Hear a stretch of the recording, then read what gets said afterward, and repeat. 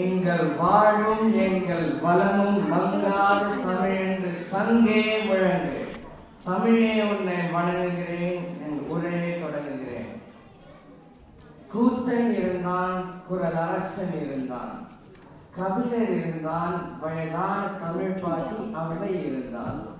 அரசியல் பேசும் புகழேந்தி நக்கீரன் நன்னாகம் நப்பசலை நக்கூகன் ஒக்கூர் மாசாத்தியார் சிலம்பெடுக்க தற்கோன் நம்பியாண்டார் அதன் தம்பி வார்த்தை கவி வழக்கும் கவிவேந்தன் கம்பன் இருந்தான், காலவேகம் என்னும் கம்பன் இருந்தான் என்று கண்ணதாசன் கூறிய வம்சையும் காலமேக புலவரை பற்றி தான் பார்க்க போறோம். அரங்கமதுரட்டுமே விசிலு பறக்கட்டுமே எனக்குலாம் அவரோட திறமைக்கு.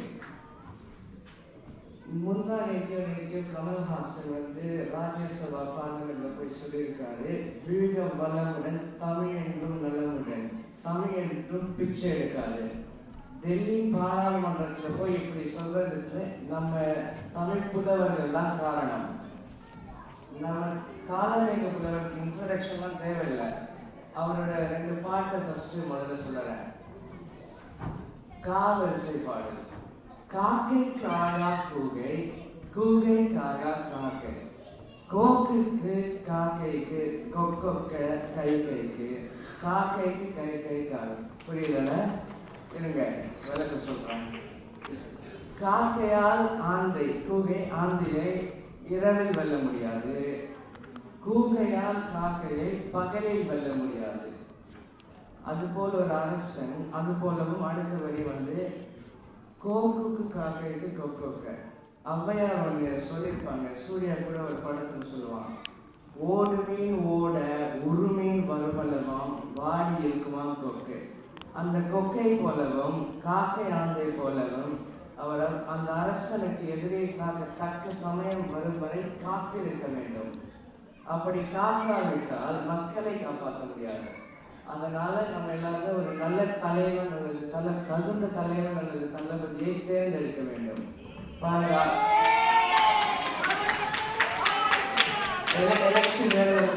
அப்படியே சொல்றாரு.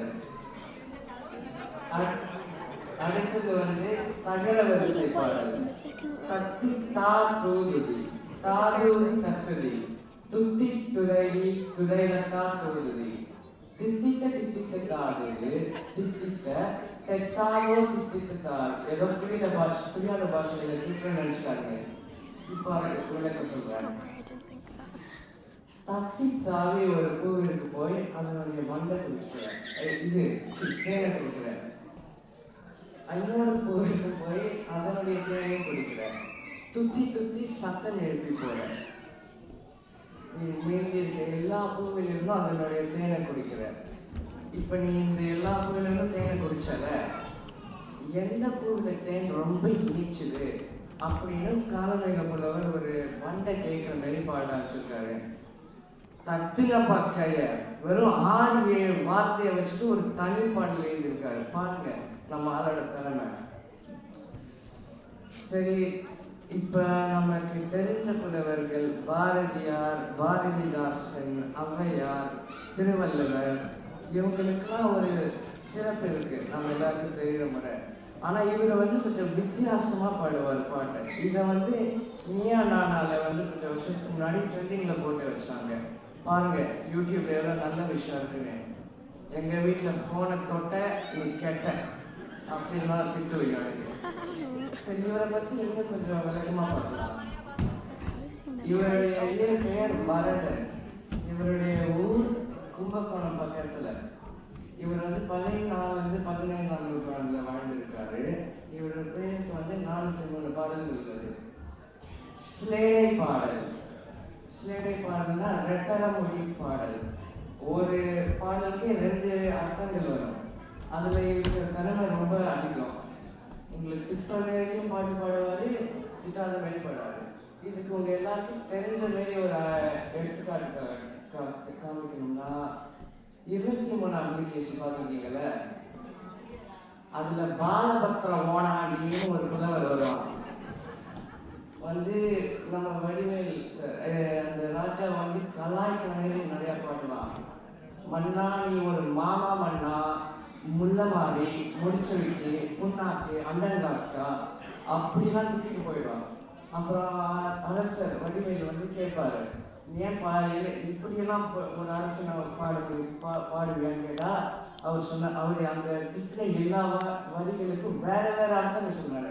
உடனே புகையிற மாரி அதே மாரி தாங்க நமக்குள்ள வரும். உங்களுக்கு திட்டமே போவாரு, திடீர்னு கடைசி நேரத்துல அர்த்தத்தை மாத்திடுவாரு.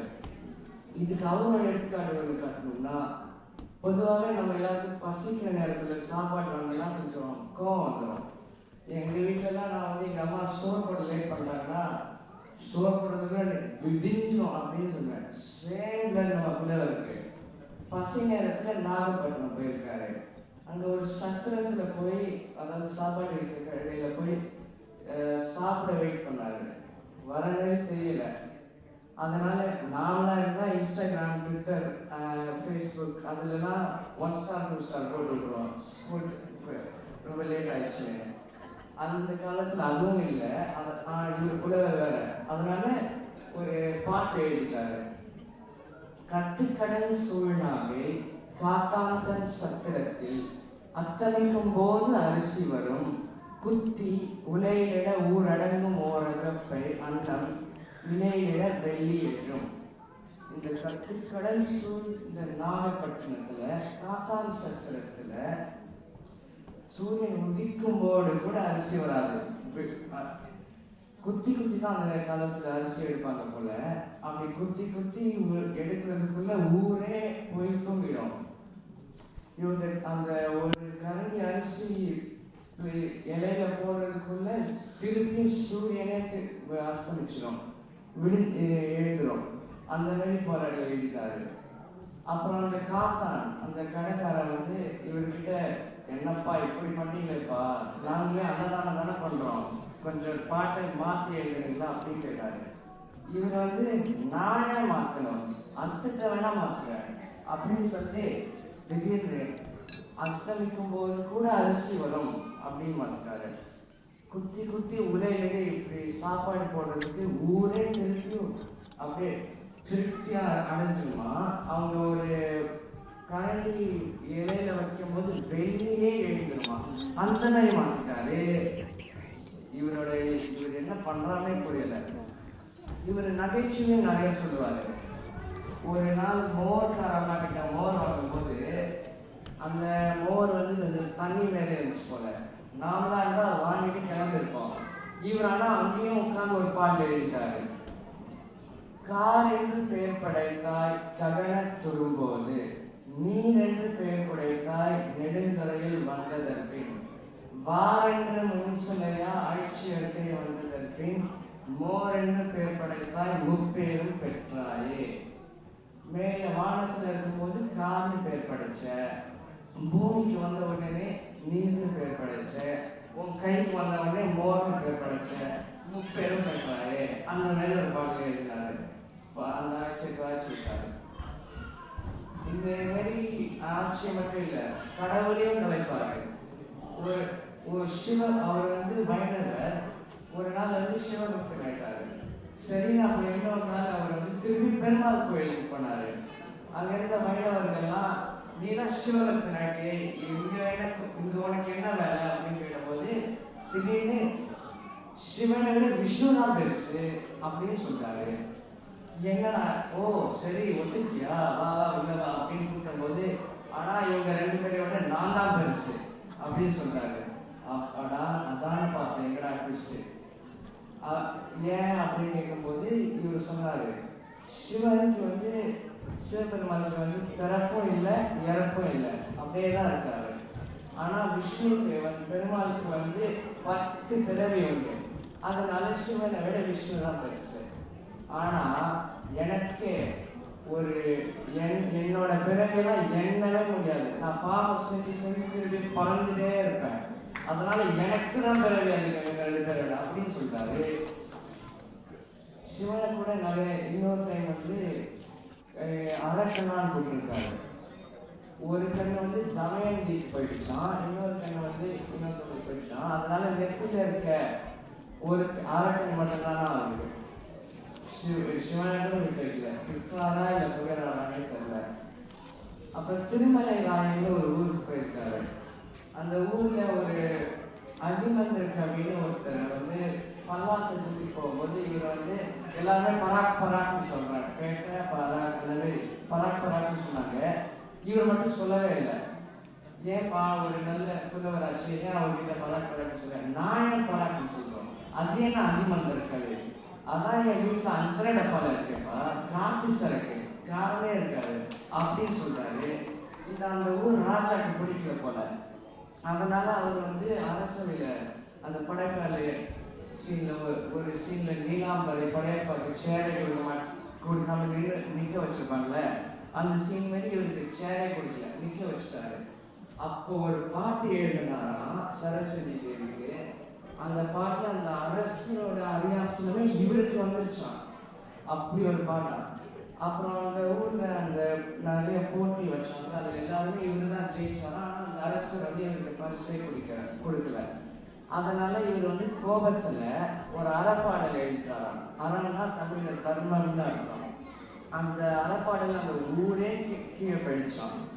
பாருங்க, ஒரு சொல்லுக்கு எவ்வளோ மதிப்பேன். எண்ணம் போல் வாழ்க்கை, எண்ணம் போல் தான் வாழ்க்கை.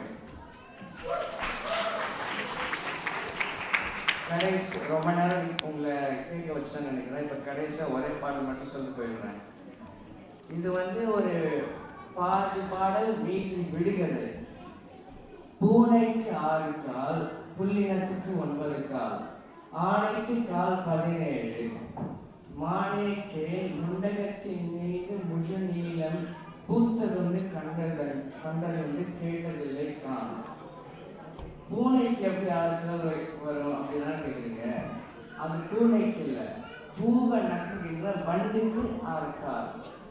அப்புறம் புல்லினம்னா பறவை. அந்த புல்லினத்துக்கு 9 கால் எப்படின்னா, கால்லாம் காலை சொல்லலை, 1/4 1/4 அதை சொல்றாரு கால்னு.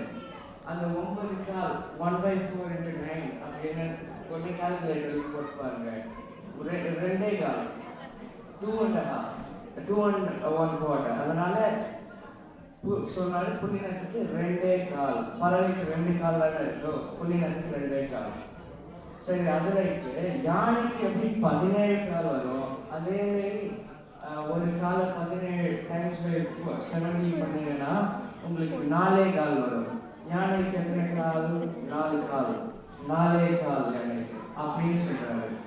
அப்புறம் அதுக்கடுத்து நம்ம மானியத்தை பொன்மானையும் வச்சிருக்காரு. என்ன தெரியல, அதெல்லாம் போவாங்க.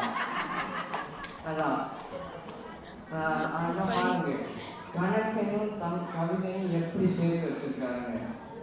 நான் திருப்பி சொல்றேன், வீழ்க வளமுடன் தமிழென்றும் நலமுடன். அந்த மாதிரி கமலஹாசன் அந்த பார்லமெண்ட் பேசி இந்த மாதிரி புலவர் தான் நம் காரணம். சென்று வருகிறேன், நாளை நமது.